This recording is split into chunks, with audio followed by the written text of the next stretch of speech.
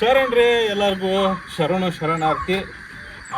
ನಾ ಬಂದೀನಿ ಇವತ್ತು ಯತಿರಾಜನ ಬೆಟ್ಟ ಅಂತ ಈ ಕಾನ್ಸೆಪ್ಟ್ ಇರುತ್ತಲ್ರಿ, ಇದು ಯತಿರಾಜನ ಬೆಟ್ಟ ಅಂತ ಕರೀತಾರ, ಕೋಟೆ ಬೆಟ್ಟ ಅಂತಲೂ ಕರೀತಾರ. ರಾಮನಗರಕ್ಕೆ ಬಂದೆ. ರಾಮನಗರದಿಂದ ಈ ಮಾಗಡಿಗೆ ಹೋಗೋ ರೋಡ್ನಾಗ ವಯಾ ಲಕ್ಷ್ಮೀಪುರ ಹೋಗೋ ರೋಡ್ ಒಳಗಡೆ ಈ ಇಬ್ಬಲಕಹಳ್ಳಿ ಕ್ರಾಸ್ ಅಂತ ಒಂದು ಬರ್ತೈತ್ರಿ. ಅಲ್ಲೇ ಇಳಿದು ಹಿಂಗೆ ಹೋದ್ರೆ ಮಾಗಡಿಗೆ ಹೋಗ್ತೀವಿ ರೀ. ನಾವು ಹೋಗ್ಬೇಕಾಗಿರೋ ದಾರಿ ಇದು. ಅಲ್ಲಿಂದ ಸುಮಾರು 1 ಕಿಲೋಮೀಟ್ರ್ ಆಕೈತಿ ಅಂದಾಜು. 1 ಕಿಲೋಮೀಟ್ರ್ ಒಳಗಡೆ ಥರ ಫಾರೆಸ್ಟ್ ಇದ್ದಂಗೆ ಇರ್ತೈತಿ. ನಡ್ಕೊಂಡು ಬಂದರೆ ಈ ಪಾರ್ಕಿಂಗ್ ಏರಿಯಾಕ್ಕೆ ಬರ್ತೀವಿ. ಸೊ ಈಗ ಬಂದೀನಿ, ಇಲ್ಲಿಂದ ನಾನು ಬೆಟ್ಟ ಹತ್ತಬೇಕು ಮೇಲೆ. Let's go. ಇದು ಪಾರ್ಕಿಂಗ್.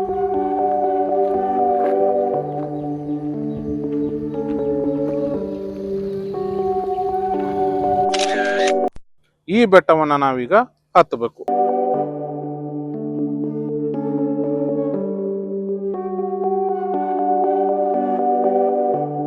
ಇದು ಆರ್ಚು. ಮೊದಲಿಗೆ ಇಲ್ಲೊಂದು ಪೀಠ ಸಿಗ್ತೈತಿ, ಮೇಲಕ್ಕೆ ಹೋಗ್ಬೇಕು. ಬಿಗಿನಿಂಗ್ ಒಳಗರಿ ಒಂದು ಪಾದ ಪೀಠ ಸಿಗ್ತೈತಿ. ಅದನ್ನು ನೋಡಿಕೊಂಡು ಮೇಲಕ್ಕೆ ಕೊಟ್ರೆ ಒಂದು ಆರ್ಚು. ಹೋಗೋಣ. ರಾಮನಗರ ಜಿಲ್ಲೆಯ ಯತಿರಾಜನಗಿರಿ ಜಿಲ್ಲಾ ಅರಣ್ಯ ಪ್ರದೇಶದಲ್ಲಿರುವ ಈ ಯತಿರಾಜ ಬೆಟ್ಟದಲ್ಲಿ ಯಾವ ದೇವರನ್ನ ಪೂಜೆ ಮಾಡ್ತಾರೆ, ಇಲ್ಲಿ ಏನೇನು ಆಚರಣೆಗಳು ನಡೀತವೆ, ಅದರ ಹಿನ್ನೆಲೆ ಏನು, ಐತಿಹಾಸಿಕ ಮಾಹಿತಿ ಏನು, ಇದೆಲ್ಲವನ್ನ ಕೊಡೋ ಪ್ರಯತ್ನ ಮಾಡ್ತೀನಿ. ನೋಡಿ, ಶ್ರೀ ಎತ್ತರಾಯ ಸ್ವಾಮಿ ಅಂತ ದೇವ್ರಿಗಿರೋ ಇನ್ನೊಂದು ಹೆಸರು. ದಯವಿಟ್ಟು ವಿಡಿಯೋನ ಸ್ಕಿಪ್ ಮಾಡದೆ ಕೊನೆ ತನಕ ನೋಟ್ಗಳು ಮಾಡಿದ್ದಾರೆ. ಹಳೆ ಮೆಟ್ಲು, ಓಲ್ಡ್ ಸ್ಟೈಲ್ ಕೆತ್ತನೆ ಮೆಟ್ಲುಗಳಿದಾವಲ್ಲ, ಇದು ತುಂಬ ಬ್ಯೂಟಿಫುಲ್ ಇದೆ. ಈ ಮೆಟ್ಲುಗಳು ಇತ್ತೀಚಿನ ಮೆಟ್ಲುಗಳು ಅಂತ ಮೇಲ್ನೋಟಕ್ಕೆ ಕಾಣಿಸ್ತೈತಿ. ಮೇ ಬಿ ಅದು ಕರಡಿ ಗುಡ್ಡ ಇರ್ಬೇಕ್ರಿ. ಪ್ರತಿ ಶನಿವಾರ ಇಲ್ಲಿ ಯಥಾ ರೀತಿಯ ಪೂಜೆಗಳು ನಡೀತಾವು. ಪ್ರತಿ ಭಾನುವಾರ ಚಾರಣಿಗರು, ಪ್ರವಾಸಿಗರು, ಭಕ್ತರು ಬಹಳ ಪ್ರಮಾಣದೊಳಗೆ ಇಲ್ಲಿಗೆ ಬರ್ತಾರೆ.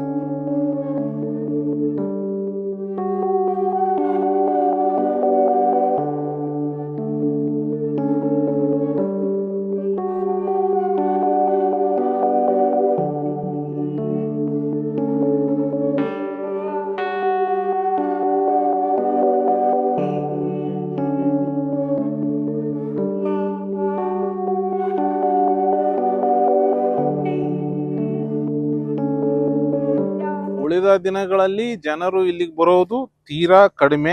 ಜಿಲ್ಲಾ ಅರಣ್ಯವಾಗಿದ್ದರಿಂದ ಕಾಡು ಪ್ರಾಣಿಗಳ ಸಂಚಾರವನ್ನು ಕೂಡ ನಾವು ಇಲ್ಲಿ ಅಲ್ಲಗಳೆಯಂಗಿಲ್ಲ. ಮೋಸ್ಟ್ಲಿ ಓಡಾಡ್ತಿರ್ಬೋದೇನೋ ಅವು ಇಲ್ಲೆಲ್ಲಾದ್ರೂ.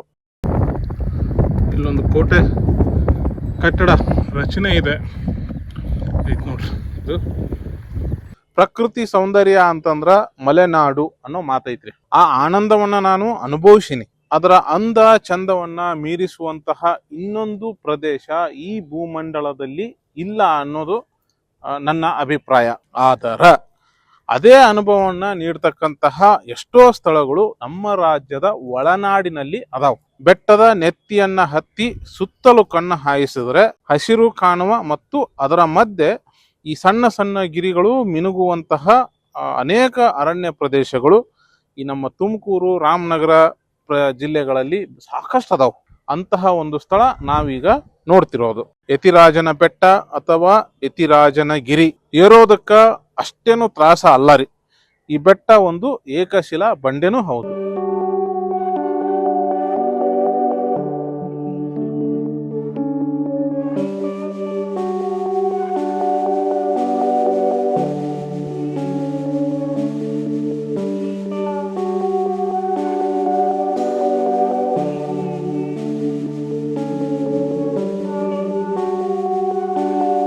ಈ ಬಂಡೆಯ ಮೇಲೆ ಇರ್ತಕ್ಕಂತಹ ಮೊದಲ ಕೆರೆ, ಕೊಳ, ನೀರಿನ ಮೂಲ ಸದ್ಯ ಬಳಕೆಯಲ್ಲಿ ಇಲ್ಲ.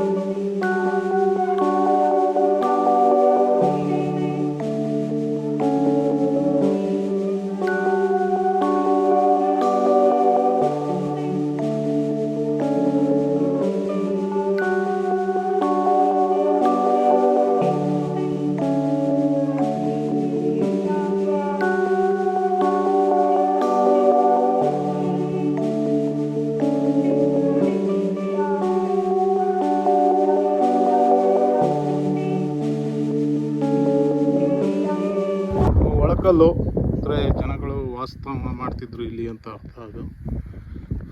ಅದು ಬೆಟ್ಟ, ಹೋಗ್ಬೇಕಾಗಿರೋ ಜಾಗ ಅಲ್ಲಿದೆ.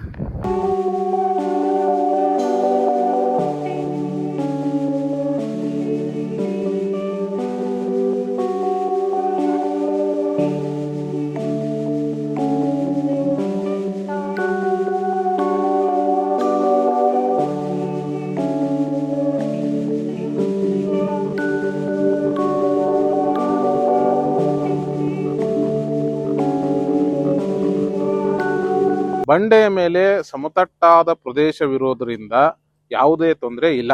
ಆದ್ರೆ ಅಪಾರ ಪ್ರಮಾಣದ ಗಾಳಿ ಬೀಸೋದ್ರಿಂದ ಬಂಡೆಯ ದಂಡೆಗೆ ಹೋಗಿ ನಿಂತ್ಕೊಂಡ್ರೆ ತುಂಬಾ ಎಚ್ಚರದಿಂದ ಇರಬೇಕು. ಹೋಗದೆ ಇದ್ರಂತೂ ತುಂಬಾ ಒಳ್ಳೇದು.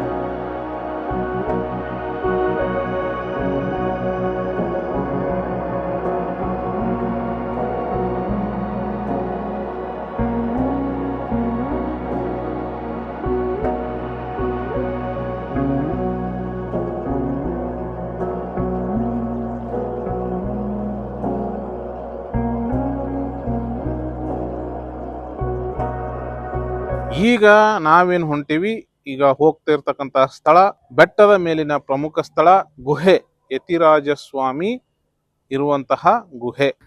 ಇದೊಂದು ಕೇವು. ನನ್ನೇ ನಮ್ಮ ಮನೇಲಿ ಫ್ರೀ ಆಗಿ ಕೊಡಂಗಿದ್ದಾರೆ ಇನ್ನೊಬ್ಬರಿಗೆ. ಈ ಕೇವ್ನ ನೋಡ್ಕೊಂಡು ಕೆಳಗಡೆ ಹೋಗ್ಬೇಕು. ಏನಿದೆ ಕೆಳಗಡೆ? ಇಲ್ಲೇನಿದೆ? ದೇವಸ್ಥಾನ. ಇದೇ ದೇವಸ್ಥಾನನಾ?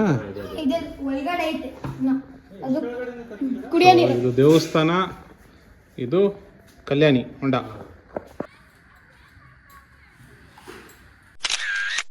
ಅರ್ಚಕರು ಬಂದ್ರು ಬಾಗಿಲು ತೆಗಿತಾರೆ ಒಳಗಡೆ. ಅಲ್ಲಿ ತನಕ ಇದು ಹೊಂಡ. ಇದನ್ನು ನೋಡೋಣ.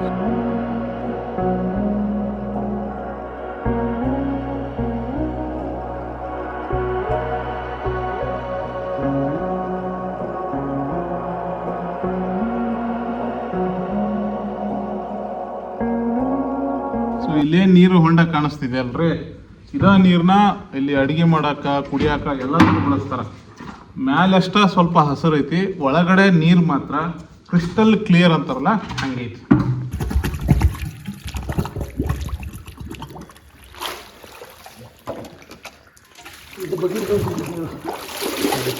ಎಷ್ಟು ಕ್ಲಿಯರ್ ಆಗಿದೆ ವಾಟರ್.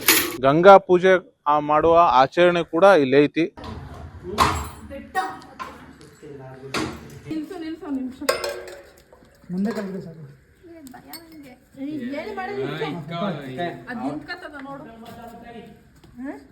ನಮಸ್ತೆ. ಶತಶತಮಾನದ ಯತಿರಾಜ ಸ್ವಾಮಿ ಅಂತ ಬೆಟ್ಟ. ಇದು ತಪಸ್ ಮಾಡಿರುವಂಥ ಜಾಗ. ಇದು ಇಲ್ಲಿ ಭಕ್ತಾದಿಗಳು ಬಂದು ಗಂಗೆ ಪೂಜೆ ಮಾಡ್ತಾರೆ. ಮಕ್ಕಳಿಲ್ದಿದ್ರು ಅವ್ರ ಕಷ್ಟ ಸುಖಗಳನ್ನೆಲ್ಲ ಹೇಳ್ಕೊಂತಾರೆ. ಮತ್ತು ಒಕ್ಕಲು ಆಯ್ತಾರೆ. ಮಕ್ಕಳಿಲ್ದಿದ್ರು ಭಗವಂತ ಒಳ್ಳೇದು ಮಾಡಿದ್ರೆ. ಮತ್ತು ದೊಣೆ ಇದೆ. ಇಲ್ಲಿ ಗಂಗೆ ಪೂಜೆ ಮಾಡ್ತೀವಿ ನಾವು. ನೀರು ಹಾಕ್ತೀವಿ, ಒಂದು ಬಿಂದಿಗೆ ನೀರು ಹಾಕಿದಾಗ ಭಗವಂತನಲ್ಲಿ ಇಟ್ಟು ಅಷ್ಟು ನೀರು ಥರ ಹಾಕ್ತೀವಿ. ಭಗವಂತ ಒಳ್ಳೇದು ಮಾಡ್ತಾರೆ, ಯಾವುದೇ ಕಾರಣಕ್ಕೂ ಫೇಲ್ ಆಗಲ್ಲ. ನಮ್ಮ ತಾತ ಮುತ್ತಾತನ ಕಾಲದಿಂದನೂ ನಾವು ವೈಷ್ಣವರು ಮಾಡ್ತಾ ಇರೋದು. ಯತಿರಾಜ ಅಂದ್ರೆ ಏನು? ಗುರು ರೂಪ. ಅಂದ್ರೆ ಯಾರು? ಸಂಪೂರ್ಣ ವಿಷ್ಣು ರೂಪನೇ ಒಂದು ಗುರು ರೂಪ ಅವರು. ಇಲ್ಲಿ ಪೂಜೆ ಪುನಸ್ಕಾರ ಯಾವ್ಯಾವ ದಿನ ನಡೆಯುತ್ತೆ? ಯಾವ್ಯಾವ ದಿನ? ಶನಿವಾರ ಮೇನು. ಯಾರನ್ನ ಬಂದು ಹೇಳಿದ್ರೆ ಮಾತ್ರ ಹೋಗ್ತೀವಿ, ಇಲ್ದರೆ ಬರ್ಲಿಕ್ಕೆ ಬರಲ್ಲ. ಅಂದರೆ ಶನಿವಾರ ರೆಗ್ಯುಲರ್ ಆಗಿ ಓಪನ್ ಇರುತ್ತೆ, ಇನ್ನು ಮಿಕ್ಕಿದ ದಿನ ಯಾರಾದರೂ ಹೇಳಿದ್ರೆ ಮಾತ್ರ ಹೋಗ್ತೀವಿ. ಮಾತ್ರ ಬರ್ತೀರ. ತಮ್ಮನ್ನು ಹೆಂಗೆ ಸಂಪರ್ಕಿಸ್ಬೇಕು? ತಾವೆಲ್ಲಿ ಇರ್ತೀರಿ? ಅಲ್ಲಿ ತಿಮ್ಸಾಲ ಅಂತ ಇರ್ತದೆ, ಹಾಂ ಹಾಂ, ಅಲ್ಲಿ ಮುಖ್ಯಸ್ಥರನ್ನ ಯಾರನ್ನ ಕೇಳಿದ್ರೆ ಅವ್ರಿಗೆ ನಂಬರ್ ಹೇಳ್ತಾರೆ, ಹಾಂ, ನಂಬರ್ ಫೋನ್ ಮಾಡಿದ್ರೆ ಹಾಂ. ಬರ್ತೀವಿ. ಶ್ರಾವಣದಲ್ಲಿ ಜಾಸ್ತಿ ಮಾಮೂಲಿ ಉತ್ಸವ ಏನಿಲ್ಲ, ಹಾಂ. ಪೂಜೆ ಅಭಿಷೇಕ ಪೂಜೆನೇ ಜಾಸ್ತಿ. ಯಾವಾಗ? ಶ್ರಾವಣ ಸಿಕ್ತಂತೆ ವಾರ ದಿವಸ ಹಾಂ, ಅಂತ ದಿವಸಗಳನ್ನೇ ಜಾಸ್ತಿ. ಆಮೇಲೆ ಇದು ದೀಪಾವಳಿ ಟೈಮ್ ಅದು ಆಕ್ಚುಲಿ ಕಾಲದಿಂದ ಬಂದಿರೋದು ಯಾವುದು ಅಂತ ಗೊತ್ತಿಲ್ಲ. ಹಾಂ ಹಾಂ. ಆಕ್ಚುಲಿ ಅಂದರೆ ನಿರ್ದಿಷ್ಟವಾಗಿ ಇಂತಿಷ್ಟೇ ವರ್ಷದಲ್ಲಿ ಪ್ರತಿಷ್ಠಾಪನೆ ಆಯಿತು ಅಂತ ಏನೂ ಇಲ್ಲ. ಹಾಂ, ಯಾವ ಶತಮಾನದ ಹಿಂದಿಂದ ಒಂದು ಯಾವುದೋ ಹಿಂಗೆ ಪೂಜೆ ನಡೀತಾ ಇತ್ತಂತೆ. ನಮ್ಮ ಇನ್ನೊಬ್ರು ಬೇರೆ ನಮ್ಮ ಚಿಕ್ಕಪ್ಪ ಇದ್ರು. ಚಿಕ್ಕಪ್ಪ ಇತ್ತಲೇ ಹಿಂಗೆ ನಾವು ಇದ್ದೋ, ನಮಗೂ ಅಷ್ಟೊಂದು ಅನುಭವ ಗೊತ್ತಿಲ್ಲ. ಯಾರೋ ಹಿಂಗೆ ಬಂದ ಪೂಜೆ ಬಂದ, ಎಲ್ಲ ಪ್ರತಿಯೊಂದು ಎಲ್ಲ ಅನುಭವ ಮಾಡಿಕೊಂಡು ಎಲ್ಲ ಬಾಕ್ಲ ಹಾಕಿದ್ಮೇಲೆ ಭಗವಂತನ ಒಳಗಡೆ ಹೋಗಿ ಮಾಮೂಲಿ ಎಲ್ಲ ಪಂಚಲೋಕಗಳೆಲ್ಲ ವಿಗ್ರಹಗಳೆಲ್ಲ ಇದ್ದವು, ಎಲ್ಲ ಇಲ್ಲೇ ಮಡಗಿವು. ಎಲ್ಲ ಮಡಗಿರುತ್ತೆ, ಎಲ್ಲ ಪ್ರತಿಯೊಂದು ತುಂಬ್ಕೊಂಡವನೆ, ತುಂಬ್ಕೊಂಡು ಕಳ್ಳ ತುಂಬ್ಕೊಂಡ್ಮೇಲೆ ಈಚಕ್ಕೆ ಬಂದವನು. ಈಚಕ್ಕೆ ಬಂದ್ಬಿಟ್ಟು ಭಗವಂತನ ಮೇಲೆ ಅವನು ಭಗವಂತ ಮೇಲೆ ದ್ರವ್ಯ ಇರ್ತಾನಬಿಟ್ಟು ಕಲ್ಲೆತ್ತಾಕಕ್ಕೆ ಹೋಗೋದು. ಆ ಕಲ್ಲೆತ್ತಾಕಕ್ಕೆ ಹೋದ್ಮೇಲೆ ಅವನಿಗೆ ಒಂದೇ ಹೊಡೆದಿರೋದು. ತಾಯಿ ಹೊಟ್ಟೆಲಿ ಹೆಂಗಿದ್ನೋ ಆ ತರ ಇದ್ದ, ಒಂದೇ ಏಟು. ತಾಯಿ ಹೊಟ್ಟೆಲಿ ಹೆಂಗಿದ್ದ ಆ ತರ ತಿಕ್ಕಲತ್ತಿ ಇಲ್ಲಿ ಹೋಗೋದು, ಅಲ್ಲಿ ಬರೋದು, ಅಲ್ಲಿಗೆ ಬರೋದು, ಇಲ್ಲಿ ಬರೋದು, ಬಿಡಿಗೆ ಬಡ್ಕೊಂಡು ಇಲ್ಲೇ ಊರವ್ರು ಬರೋ ಗಂಟೆ ಇಲ್ಲೇ ಸುತ್ತಾ ಇದ್ದ. ಆಮೇಲೆ ಊರವ್ರು ಬಂದ್ಮೇಲೆ ಕೇಳ್ಬೇಕಾ ತಲಾಕ್ ಒಂದೊಂದು ಏಟು ಅಂತ ಅಂದ್ರೆ ಬಿಡ್ತಾರ. ಆಮೇಲೆ ಹೋಗಿ ಕೇಳಿದ್ಮೇಲೆ ಹಿಂಗೆಲ್ಲ ಎತ್ಕೊಂಡೆ ಏನು ಮಾಡಲಿಲ್ಲ ನಾನು, ಭಗವಂತನ ಮೇಲೆ ಅದು ಬೆಳ್ಕೊಂಡ್ಬಿಡ್ತು. ಏನಮ್ಮ ಮಾಡ್ತಿದ್ದೀರಾ? ಇದು ದೇವ್ರಿಗೆ ಪ್ರಸಾದನ. ಏನೇನು ಹಾಕ್ತಿದ್ದೀರಿ? ಬೆಲ್ಲ, ಅವಲಕ್ಕಿ, ಕಾಯಿ,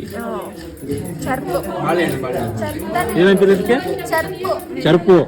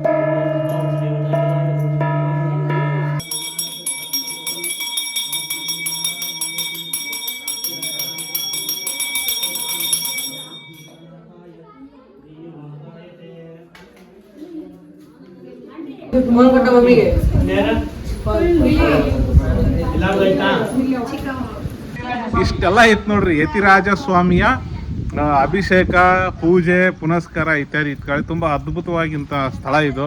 ಒಂದು ವಿಶಾಲವಾದ ಗುಹೆ ಐತಿ. ಗುಹೆ ಒಳಗಡೆ ಪ್ರಶಾಂತವಾದ ವಾತಾವರಣ, ಬಹಳ ಆಸಮ್ ಐತಿ. ಮ್ಯಾಲೆ ಇನ್ನೊಂದು ಆಶ್ಚರ್ಯ ಐತಿ ಬರ್ರಿ, ಒಂದು ಮಿನಿ ಫಾರೆಸ್ಟ್ ಇದಂಗೆ ಐತಿ ನೋಡ್ರಿ. ಬೆಟ್ಟದ ಮೇಲೆ ಇರ್ತಕ್ಕಂಥದ್ದು ಇದು ಫಾರೆಸ್ಟ್.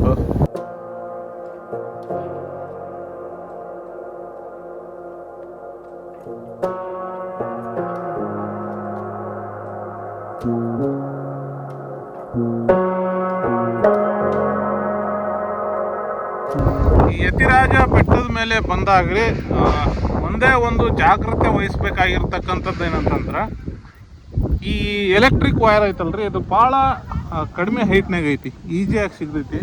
ಬಟ್ ಈ ಕಡೆ ಬಂದಾಗ ಭಾಳ ಹುಷಾರಿರ್ಬೇಕು. ಲೈವ್ ವೈರ್, ಈಗ ಕರೆಂಟ್ ಐತಿದ್ರಾಗ.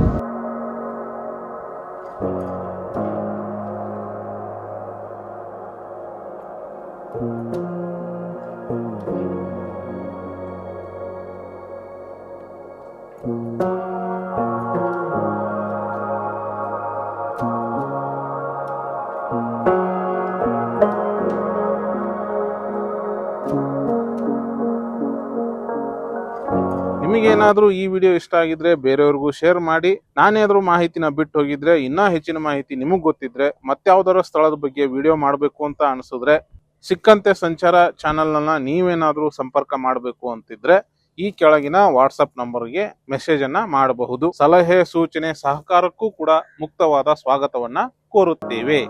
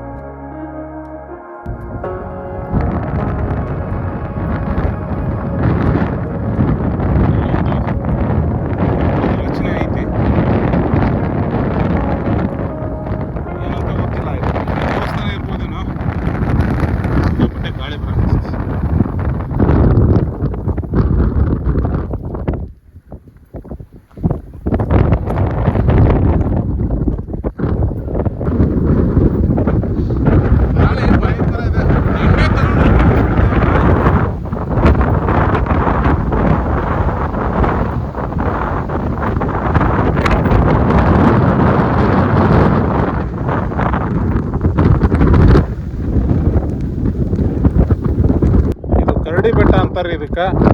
ಎಲ್ಲವೂ ರಾಮನಗರ ಮತ್ತು ಸಿಟಿ ಕಾಣಕತ್ತಿದ್ದಲ್ಲ ರಾಮನಗರ, ಎಲ್ಲವೂ ಒಂದು ಬೆಟ್ಟ ಮಾತ್ರ ಗೊತ್ತು ನನಗೆ. ಗುಂಡಿ, ರಾಮದೇವ್ರ ಬೆಟ್ಟ ಎಲ್ಲನೂ ಇಲ್ಲೇ ಬರ್ತಾವೆ.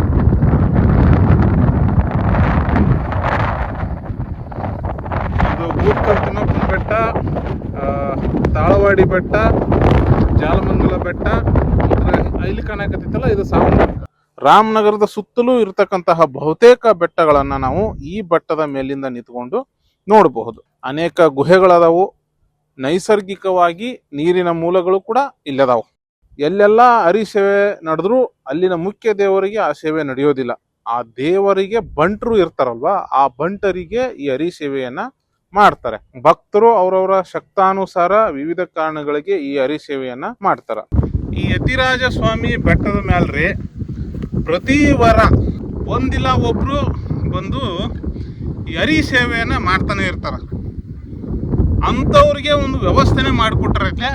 ಈ ಕಾಣಕತೈತಿ ನೋಡ್ರಿ, ಈ ಕಟ್ಟಡಗಳದಾವಲ್ಲ ಅವ್ರಿಗೆ ಹಾಗೆ ಇರ್ತಕ್ಕಂಥವು. ಇವತ್ತು ಯಾರು ಏನು ಸೇವೆ ಮಾಡಾಕತ್ತಾರ ನೋಡೋ ಪ್ರಯತ್ನ ಮಾಡ್ತೀನಿ. ಸೊ ಇದು ಅಡುಗೆ ಮಾಡೋಕೆ ವ್ಯವಸ್ಥೆ, ಇಲ್ಲೇ ಅಡುಗೆ ಮಾಡ್ತಿರ್ತಾರೆ. ಯಾವ್ರಮ್ಮ? ಗುಡ್ಡೆ ತಿಮ್ಸಂದ್ರೆ ಇವತ್ತು ಇವ್ರದ್ದು ಸೇವೆ ರೀ. ಅವರು ಏನೇನು ಮೆನ್ಯೂ ಮಾಡಿದಾರಂತ ನೋಡೋಣ ಹೇಳ್ರಿ. ಒಳಗಡೆ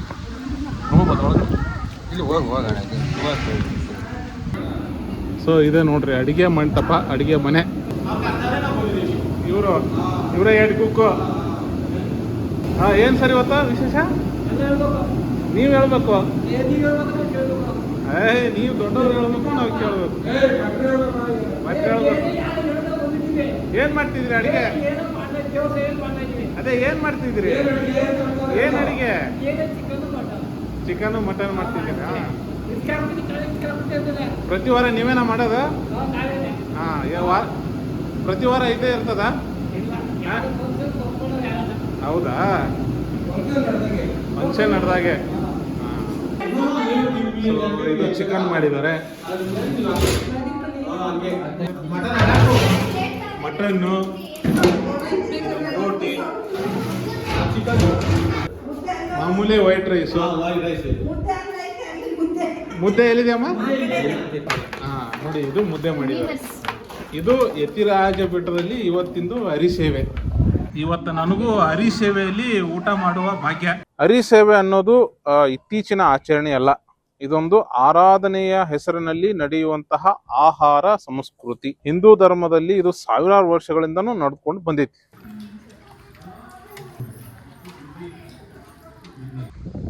ಇಷ್ಟಾತ್ ನೋಡ್ರಿ, ಇದು ಕೆಟ್ಟದ್ದೇ ಕುಡುಕ ಇದ್ರೂ ಅವ್ರ ಮನೆ ದೇವರಲ್ಲಿ ಯಾವತ್ತೂ ಕುಡಿಯಲ್ಲ. ಇಲ್ಲಿ ಬರೋಕ್ಕೆ ಎಷ್ಟೋ ಜನಗಳು ವಿದ್ಯಾವಂತರು ಇರ್ತಾರೆ. ಮೇಲಾಗಿ ಅವ್ರು ನಂಬ್ತಾರೆ ಏನಂದ್ರೆ ಇದು ಪವಿತ್ರ ಕ್ಷೇತ್ರ, ಯಾತ್ರಾ ಸ್ಥಳ ಅಂತಲೂ ನಂಬ್ತಾರೆ. ಅಂಥವ್ರು ಕುಡಿದು ಹೋಗ್ತಾರೆ. ಅದು ಹಾಳಾಗೋಲಿ, ಕುಡಿದು ಗ್ಲಾಸನ್ನು ಅಲ್ಲೇ ಬಿಟ್ಟು ಹೋಗ್ತಾರೆ. ಅದು ಒಡೆದು ಚೂರಾಗಿರ್ತೈತಿ.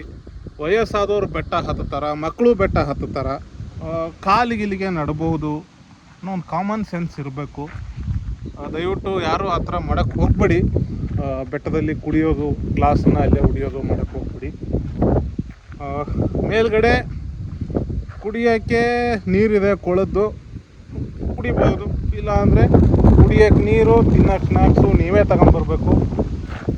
ಅರ್ಧ ದಿನಕ್ಕೆ ಒಂದು ಕೌಟುಂಬಿಕ ಪ್ರವಾಸ ಅಂತ ಹೇಳ್ಬೋದು.